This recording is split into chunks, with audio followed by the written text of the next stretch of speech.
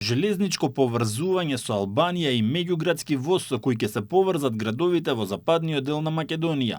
Владата амбициозно разработува стратегија со која планира да ја развие железницата во овој регион, со цел да им го олесни транспортот на граѓаните. Заедно со Европската Унија во рамките на планот за раст, интензивно се работи на проектот кој ќе се гради во 3 фази.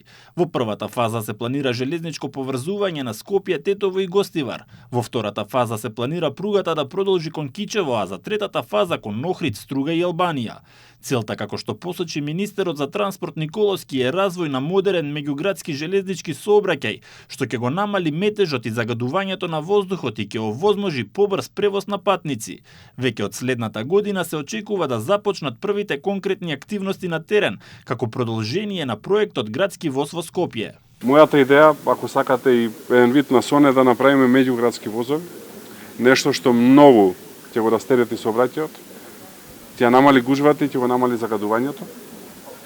Интензивно се работи тој проект и се надевам дека веќе следна година ќе можеме да ги видиме првите конкретни работи и за неколку години да може за половина час да се оди од центар на Тетово до центар на Скопје со едно пријатно возење. Паралелно со изградбата на железничката пруга со Албанија се работи и на автопатско поврзување со Косово.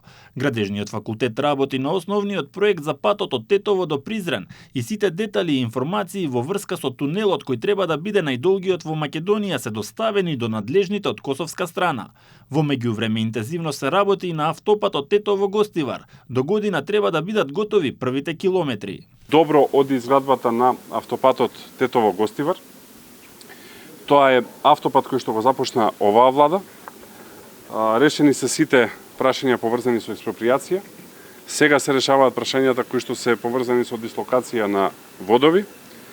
Исто така не сакаме да го отсечеме населението од едната и од другата страна на автопатот и затоа паралелно се работат над патниците, односно мостовите.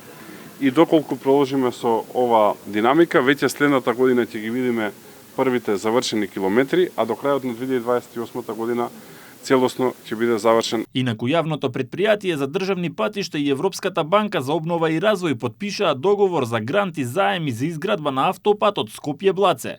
Проектот е вреден 198,4 милиони евра, од кои 30,8 милиони се грант од Европската Унија, а 167,6 милиони евра се кредит од ДЕБОР. Изградбата на патот, која треба да ја подобри поврзаноста со Косово, треба да започне во август, а рокот за реализација е 4 години.